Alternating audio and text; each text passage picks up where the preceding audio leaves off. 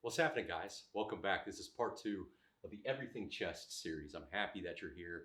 Hopefully, you found some value in part one. If you haven't seen part one, please take the time right now to go look at that because that directly sets up what we're going to cover here in part two, which is mobility, structure, and alignment, which all tie together. They all are very similar, but also uniquely different. And I'm going to show you how you go to those and then how they're going to directly influence part three, which is selecting your exercises and the benefits and goals of those exercises. Basically, what the bang for your buck of each one of those exercises are.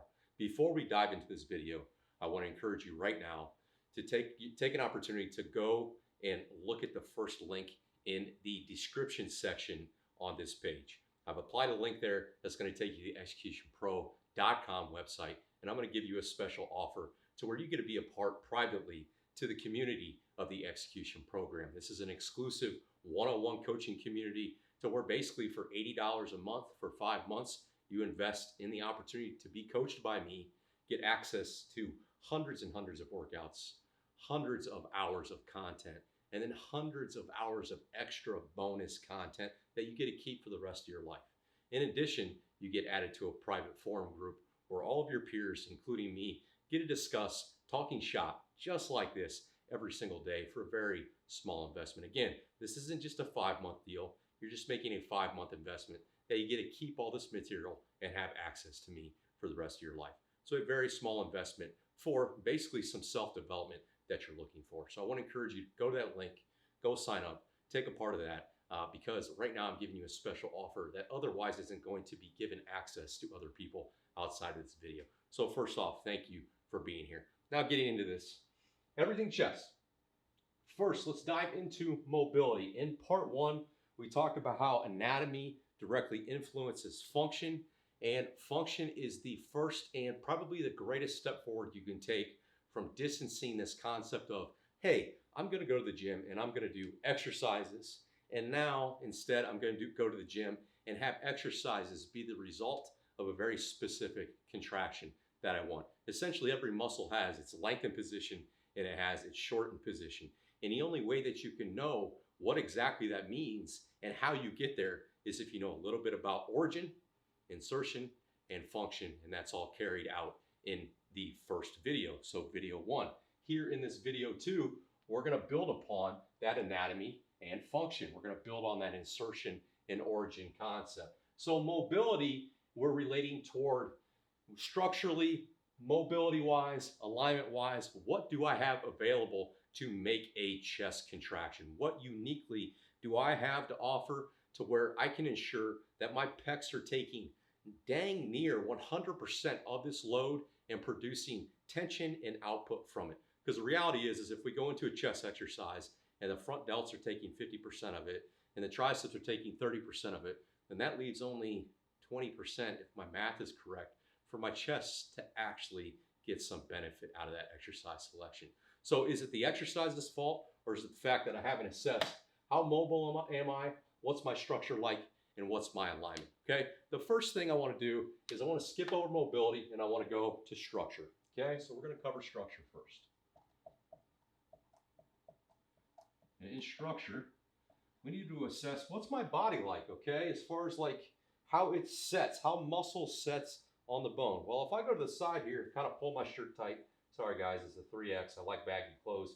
You can see for me, I kind of have steeper ribs, a thicker rib cage, and I have also kind of a steeper sternum. So from a mechanical standpoint, my structure is a little bit more built to use its chest over its front delts in pressing motions.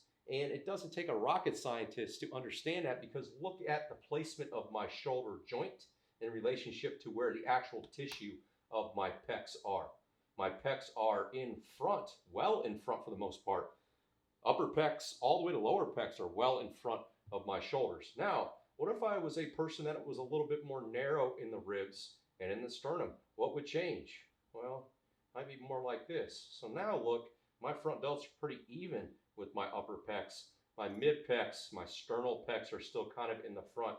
They're still in the advantage. Now, what if I was even more narrow? You know how we have some people that are completely flat chested, very narrow in their sternum, almost like concave in their sternum, look at what's happening. So now my front delts are actually in front of most pressing exercises if I set up like this. So what do you think is going to be taking the majority of the load? What do you think is going to be producing most of the output?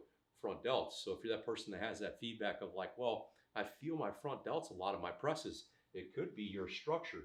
And assessing and understanding what your structure is like is going to directly influence the changes that you need to make with your exercise selections to ensure that mechanically you've adjusted so that your pecs are what we call in front. I used to have a baseball coach back in the day that used to have this funny thing he would say that was completely inaccurate for baseball. We used to make fun of him, but he would always say, you need to get on top, get on top. And that's the thing I always think about with chest training, okay? Most of the time, for instance, in the example of a press, if we're doing some kind of a press that's in front of me, we'll call it a flat press, whatever tissue opposes it or is closest to it is probably going to work the greatest.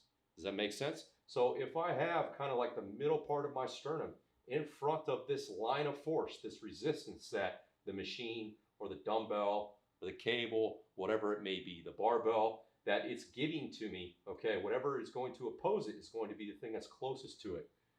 What is on top? So if you want your pecs to work most, you need to get your front delts out from being on top and get your chest in front. And we can do that in a number of different ways, which I'll discuss here in a little bit. Okay, so my structure for me personally dictates that, hey, Bryce, you're a little thicker in your sternum, you're a little thicker in your rib cage, so you're built pretty well for chest.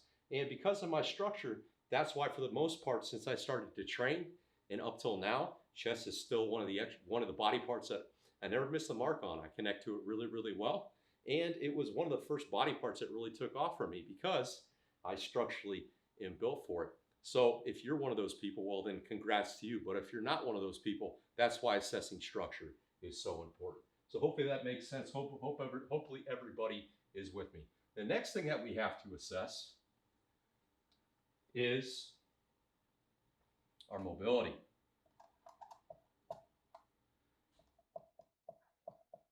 Mobility, okay? Our mobility is our ability to have our joints move without compensation of other joints or other bones, making up for a range of motion that in this case the pecs can't go to with tension. So mobility is different than flexibility.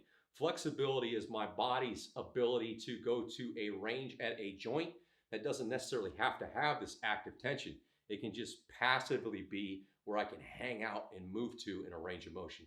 That doesn't necessarily mean that that given muscle group that's getting lengthened or getting shortened even has the ability to contract. That just means that that joint can be taken to that place. So there's a big difference between being mobile with tension and being flexible, being flexible without tension. We want to assess how mobile in this case are my shoulders for the most part, okay? My shoulder's ability to internally rotate and externally rotate in the humeral positions that I choose is going to directly influence things like the style of incline, the style of decline, and the style of application that I will choose, whether it's a cable, whether it's a press versus a fly, or whether it's a machine that I'm questioning, is this a good machine for me to press in? Because the reality is there's always this argument of, what's the profile on that machine? Is it a good machine for me to have hypertrophy?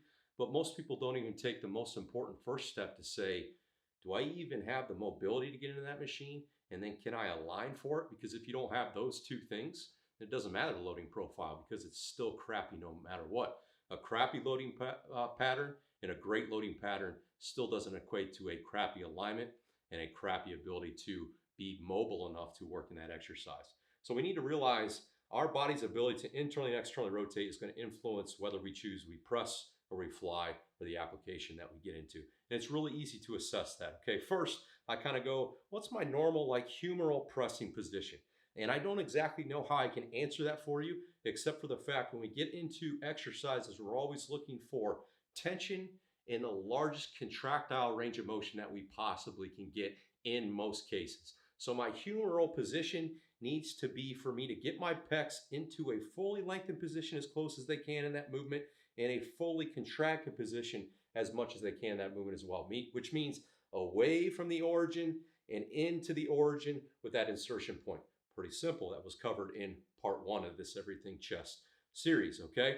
From there, once I've established that, for me, like, it's really, really simple. It's just kind of like, well, when I pull my upper arm back, that's as far away from my sternum as I possibly can get. If I take it up slightly, I can't pull anymore. In fact, I might be less retracted.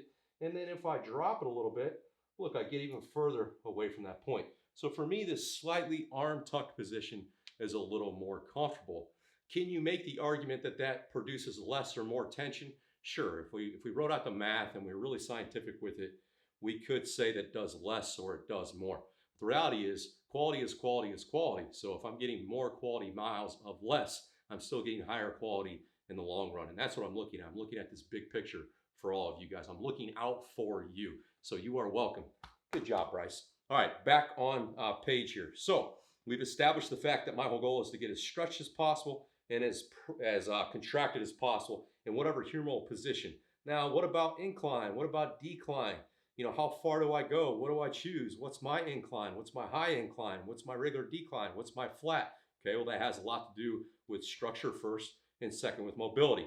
If I go into maybe that back position or close to it with that humerus and I internally rotate, I'm going to the point where my humerus is internally rotating to the point where I kind of just run out. You know you run out because you get that sensation where the only other choice is your shoulder joint just wants to elevate. And what happens there, like I talked about in part 1, in order for my chest to properly get output, the inside needs to be stable, which means the traps need to be braced so that the pec minor and the pec major have this anchor to contract against. That has nothing to do with retraction, has nothing to do with depression, has everything to do with tensing those muscles that attach to the inside of the scapula. They are the stabilizing unit that allows this guy to do its popping and its contracting out of the stretching position, okay? So back into that spot, I internally rotate. That's about the farthest I can go. If I turn sideways to you, this is my furthest decline that I can get. So it's really not that far of a decline. The only way that I can make more of a decline to where maybe I match these lower pulling fibers, which is important, we want to train those guys at some point in time, is if I make an adjustment to my torso position or to my sternum. I have to artificially make it steeper. So if I open up my thoracic spine a little bit, look, now I have a complete decline press. How do I simulate that out on the gym floor?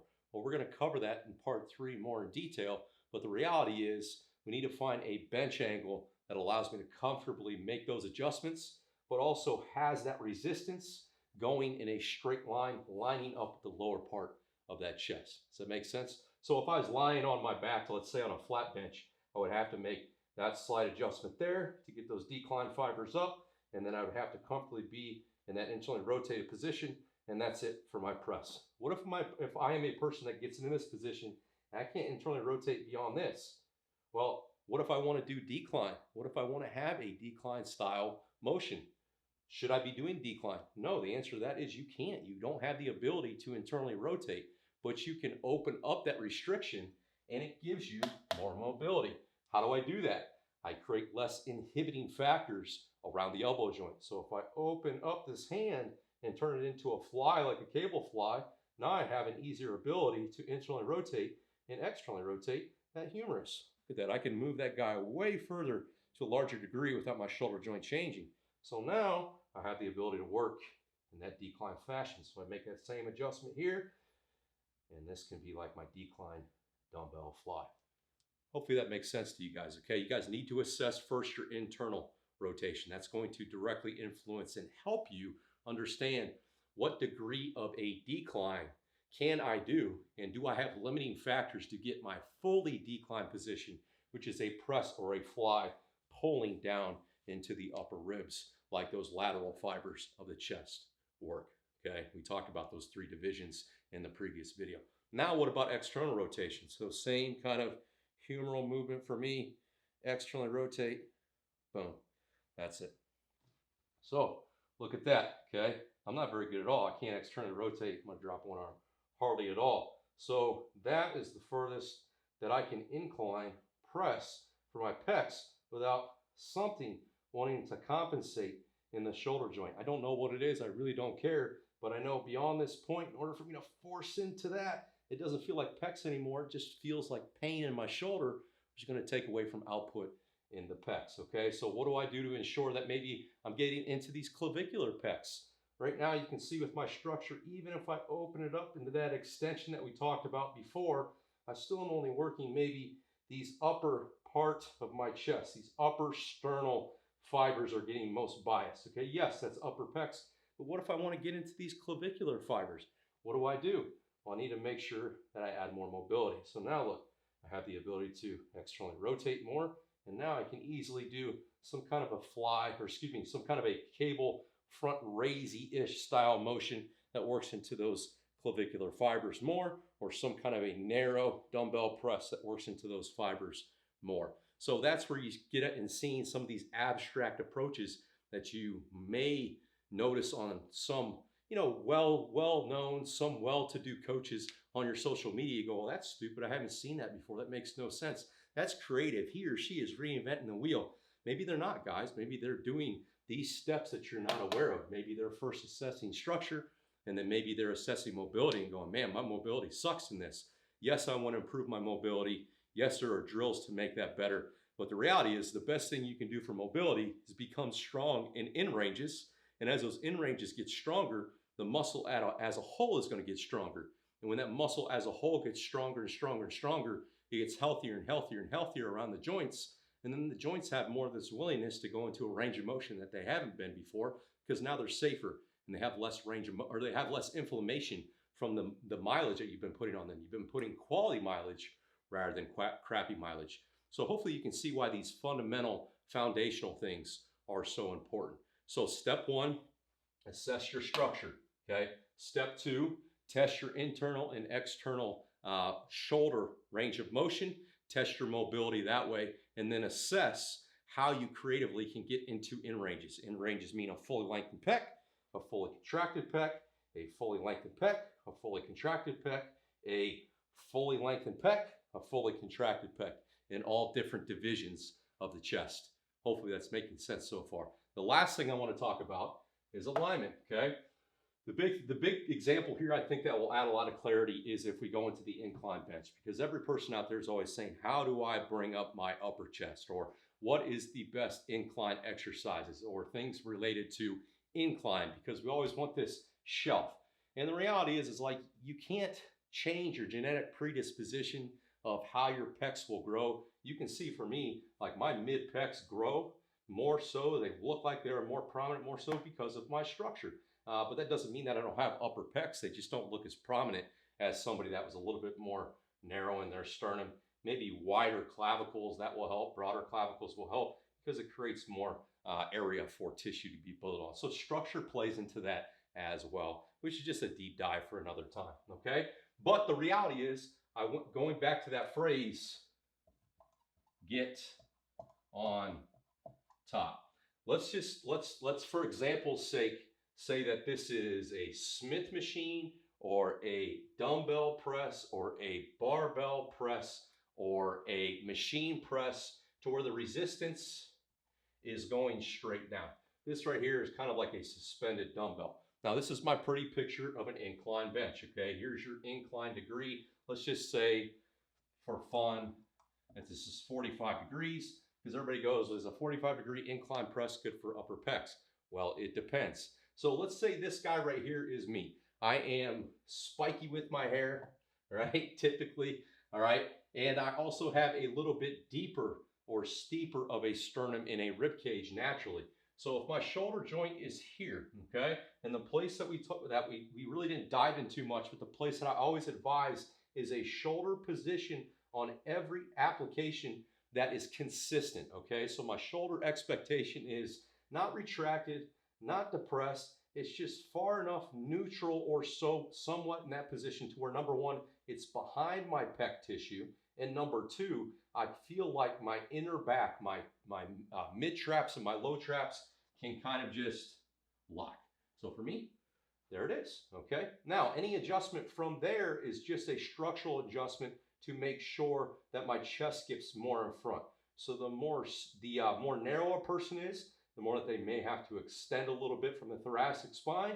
And then the less narrow a person is like me, the less they will have to, okay? So let's say that I already did those couple steps there. There's my shoulder joint, there's my sternum, and the rest of my body's hanging out down there, okay? And let's assume that my arms are straight up. What I want you guys to realize is that this is the line of force, and wherever the line of force is going, if my execution, so bringing my insertion point toward my origin, is already in place, I'm creating tension, whatever is directly opposing that line of force is going to work most, all right? So let's look at this guy. What is directly opposing that line of force? Upper pecs, all right? Upper sternal pecs to be more specific. So this guy right here has more upper pecs. Now, what if I changed the structure of this guy? Shoulder joint is there, and what if he or she, let's just say he, because most he's was more flat. Now what's opposing it? We have more of this, whatever's on top, okay? Now, what if it was even more narrow? What if I was on an incline? Let's just say, for example's sake, that is kind of the way a person is, all right? We don't really have anything in front from a pec standpoint. Here's my pecs here, okay? They're kind of concave-ish. If you guys don't think that there are people out there like that, there's more people than you think, especially at this degree of an incline, all right? What's directly in line, or what's highest, what's closest, what's on top? Front delts. So that goes back to that point that I made earlier in the video. Closest thing to that dumbbell is the front delts, so they're going to work the most. They're not going to be the only thing working, but they're going to work the most. They're going to be loaded the most effectively. And that is one of the reasons outside of your mobility, not testing your mobility, why your front delts are taking over specifically in your presses, okay? So your setup or your alignment on those exercise applications is very, very important. And the only way that you get a rough idea before going in and experimenting in your warm-up sets of maybe what you should be doing, maybe what inclines you should be choosing, is if you test your mobility and you test your structure. Structure first and then mobility.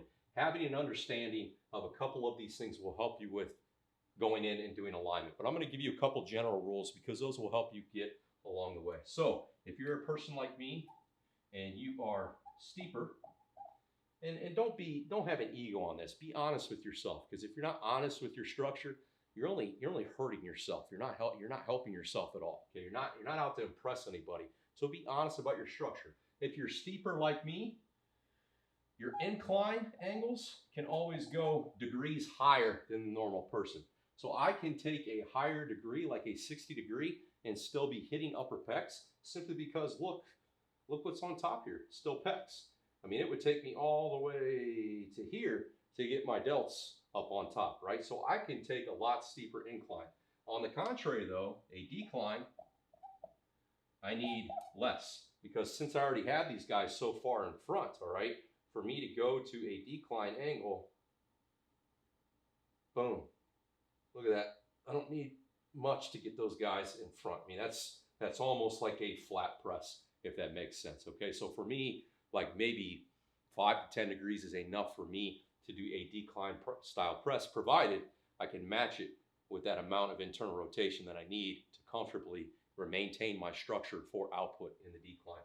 Now, if you're a person that is flatter, it's the opposite. My incline is far less. So whereas I may need 60 degrees to get my upper pecs on top to actually work that exercise, you only may need 20 to 30 degrees, which is why it's important to find benches that have small increments of change and their degrees, because they do matter. 45 degrees is honestly a very bold place for most people to train their upper pecs. It really is.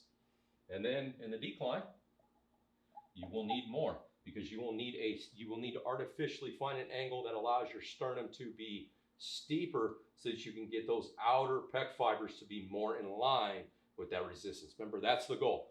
Whatever that resistance is, wherever it's at, I want that part of my pecs to directly oppose it, to bias it through essentially the lengthened position where it's initiated, okay? So there's just some general guidelines. Steeper sternum, you can take more of an incline to hit your upper pecs, but you need less of a decline. In fact, a lot of you guys may be like me to where you don't need any decline at all. You can do a decline fine on a flat bench. And then the flatter you are in your sternum and in your rib cage, you're going to need far less of an incline to hit your upper pecs, if at all, okay?